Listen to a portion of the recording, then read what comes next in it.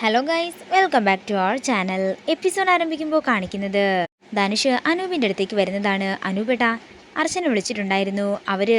ആ ഗുണ്ടകള് നമ്മുടെ സ്ഥലം കണ്ടെത്തിയെന്നാ പറഞ്ഞത്. ഏത് നിമിഷം വേണമെങ്കിലും അവര് ഇവിടെ എത്താം. അതുകൊണ്ട് നമ്മൾ ഇത്രയും പെട്ടെന്ന് തന്നെ ഇവിടെ നിന്ന് മാറണമെന്നും കൂടി ധനുഷ് പറയുമ്പോഴേക്കും അവരുടെ കഥക് തള്ളി തുറന്നുകൊണ്ട് അംബാനും മധുവും സംഘവും കൂടി വരികയാണ്.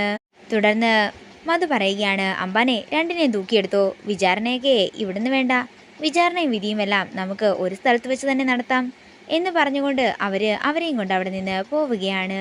അങ്ങനെ അവർ പോയതിനു ശേഷം അങ്ങോട്ടേക്ക് അർച്ചനയും സച്ചിയും വരുന്നു. അവിടെയെങ്ങും തന്നെ അനൂപിനെയും ധനുഷിനെയും കാണാതെ ടെൻഷനോടെ നിൽക്കുകയാണ് രണ്ടുപേരും. എൻ്റെ അനൂപേട്ടന് എന്തെങ്കിലും സംഭവിച്ചാൽ പിന്നെ ഞാൻ എന്തിനാ ജീവനോടെ ഇരിക്കുന്നതെന്ന് ചോദിച്ചുകൊണ്ട് പൊട്ടിക്കരയുകയാണ് അർച്ചന.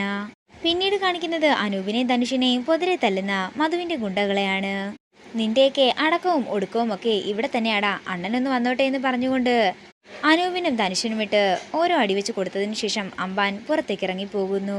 പിന്നീട് കാണിക്കുന്നത് സച്ചിയും അർച്ചനയുമാണ്. അർച്ചന പറയുകയാണ്, സച്ചിയേട്ടനോട് ഞാൻ പറഞ്ഞതല്ലേ ഇതിനകത്തൊന്നും ധനുഷിനെ വലിച്ചിട്ടുണ്ടെന്ന്. ഇനി ധനുഷിന് എന്തെങ്കിലും പറ്റിക്കഴിഞ്ഞാൽ നമ്മൾ സ്നേഹയോട് എന്തു പറയും? അവൾ എന്താണെങ്കിലും എന്നെ മാത്രമേ കുറ്റപ്പെടുത്തുകയുമുള്ളൂ. താൻ പേടിക്കണ്ടടോ, അങ്ങനെയൊന്നും സംഭവിച്ചിട്ടുണ്ടാകില്ല. അവരെന്താണെങ്കിലും അവൻ്റെ കയ്യിൽ നിന്നും രക്ഷപ്പെട്ടിട്ടുണ്ടാകും. എന്താ സംഭവിച്ചതെന്ന് ആർക്കറിയാം? അവരെങ്ങാനും ആ മധുവിൻ്റെയും ഗുണ്ടകളുടെയും കയ്യിൽ പെട്ടിട്ടുണ്ടെങ്കിൽ എന്തായിരിക്കും അവസ്ഥ എന്ന് പറഞ്ഞുകൊണ്ട് പൊട്ടിക്കരയുകയാണ് അർച്ചന. തുടർന്ന് അർച്ചന ധനുഷിൻ്റെ ഫോണിലേക്ക് വിളിച്ചു നോക്കുകയാണ്. തുടർന്ന് മധു ആ കോൾ എടുക്കുകയാണ്. നീ എവിടെയാ? എൻ്റെ ഏട്ടനെയും ധനുഷിനെയും നീ കൊണ്ടുപോയല്ലേ എന്ന് അർച്ചന ചോദിക്കുമ്പോൾ, കൊണ്ടുപോയെന്നും രണ്ടുപേർ എൻ്റെ അടുത്ത് തന്നെ ഉണ്ട്, ഓടിപ്പോകാതിരിക്കാൻ വേണ്ടി ഞാൻ രണ്ടുപേരെയും കെട്ടിയിട്ടിട്ടുമുണ്ടെന്ന് മധു പറയുന്നു. ഇത് കേട്ടിട്ട് ഞെട്ടലോട് നിൽക്കുകയാണ് അർച്ചന. നീ അവനെ ഒളിപ്പിച്ച സ്ഥലമേ ഒട്ടും സേഫ് അല്ലായിരുന്നു. ഇപ്പോൾ ഇവിടെയാണെങ്കിലോ നല്ല സെക്യൂരിറ്റി തന്നെയുണ്ട്. അവരുടെ ദേഹത്ത് ഒരു പോറലെങ്കിലും പറ്റിയിട്ടുണ്ടെങ്കിൽ ഒറ്റൊരെണ്ണത്തിനെയും ഞാൻ വെറുതെ വിടില്ല എന്ന് അർച്ചന പറയുമ്പോൾ, നിന്നെ കൊണ്ട് എന്ത് ചെയ്യാൻ സാധിക്കുമെന്ന് മധു ചോദിക്കുന്നു. നീ ഒന്ന് തൊട്ടു നോക്ക്, അപ്പോൾ നിനക്ക് ഞാൻ വിവരം അറിയിച്ചു തരാമെന്ന് ദേഷ്യത്തോടെ അർച്ചന പറയുന്നു. അത്രയും പറഞ്ഞുകൊണ്ട് അർച്ചന കോള് കട്ട് ചെയ്യുമ്പോൾ മധു അംബാനോട് പറയുകയാണ്, അവൾ എന്താ പറഞ്ഞതെന്നറിയാമോ? അവരെ ഒന്നും തൊട്ടു പോകരുതെന്ന്. എന്നാൽ നമുക്കൊന്ന് തൊട്ടു നോക്കിയാലോ? ഇത് കേൾക്കുന്ന അംബാൻ പറയുകയാണ്, എങ്കിൽ നമുക്ക് തൊട്ട് തന്നെ നോക്കാമണ്ണ. പിന്നീട് കാണിക്കുന്നത് മധുവും അംബാനും കൂടി അനൂപിൻ്റെയും ധനുഷിൻ്റെയും അടുത്തേക്ക് ചെല്ലുന്നതാണ്. തുടർന്ന് മധു അനൂപിനോട് പറയുകയാണ്, നിന്റെ അർച്ചന ഇപ്പോൾ വിളിച്ചിട്ടുണ്ടായിരുന്നു. നിന്റെ സുഖവിവരം അന്വേഷിക്കാനായിട്ടായിരുന്നു. എല്ലാ കാര്യങ്ങളും ഞാൻ ഡീറ്റെയിൽ ആയിട്ട് തന്നെ പറഞ്ഞു കൊടുത്തിട്ടുണ്ട്. നിന്നെ തുടരുതെന്നാ അവൾ പറഞ്ഞത്. അത്രയും പറഞ്ഞുകൊണ്ട് അർച്ചനയുടെ കോൾ റെക്കോർഡിംഗ് എല്ലാം തന്നെ അനൂപിന് കേൾപ്പിച്ചു കൊടുക്കുകയാണ് മധു. അംബാനെ, നീ അവനെ ഒന്ന് തൊട്ടു നോക്കാൻ മധു പറയും. അംബാൻ അനൂപിനെ പൊതിരി തല്ലുകയാണ്. അനൂപിനെ ഒന്നും ചെയ്യരുത്, അതൊരു ആക്സിഡന്റ് മാത്രമായിരുന്നെന്ന് ധനുഷ് പറയുന്നു. ആക്സിഡന്റോ? നീ മിണ്ടിയാലേ നിന്നെ കൊന്നു കളയുന്നായേ എന്ന് പറഞ്ഞുകൊണ്ട് ധനുഷിന്റെ മുഖമടക്കി ഒന്ന് കൊടുക്കുകയാണ് മധു. ഇവൻ മനഃപൂർവ്വമാണ് അവളെ വണ്ടി ഇടിച്ചു കൊന്നത്. പറയടാ, നിനക്ക് ആരാ കൊട്ടേഷൻ തന്നതെന്ന് മധു ചോദിക്കുമ്പോൾ, എനിക്കൊന്നും അറിയില്ലെന്ന് അനൂപ് പറയുന്നു.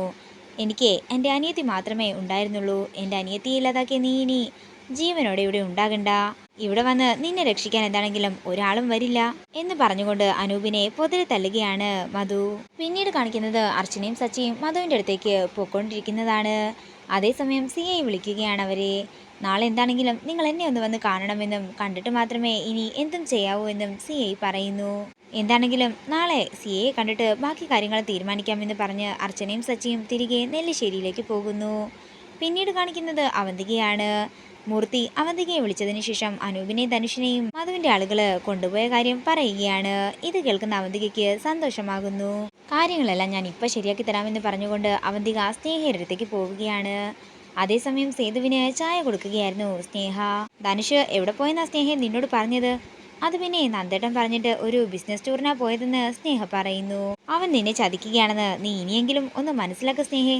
അവനെ ബിസിനസ് ടൂറിനൊന്നുമല്ല പോയിരിക്കുന്നത്, അവനെ അനൂപിന്റെ കൂടെ ഉണ്ടായിരുന്നു. തുടർന്ന് അനൂപിനെയും ധനുഷിനെയും മധുവിന്റെ ആളുകൾ കൊണ്ടുപോയ കാര്യം കൂടി അർച്ചന പറയുമ്പോൾ ഇത് കേട്ട് കേട്ടലോടെ നിൽക്കുകയാണ് സ്നേഹ. തുടർന്ന് സേതു അർച്ചനയുടെയും സച്ചിയുടെയും ഫോണുകളിലേക്ക് മാറി മാറി വിളിക്കുന്നുണ്ടെങ്കിലും രണ്ടുപേരുടെയും ഫോൺ കണക്റ്റ് ആകുന്നില്ല.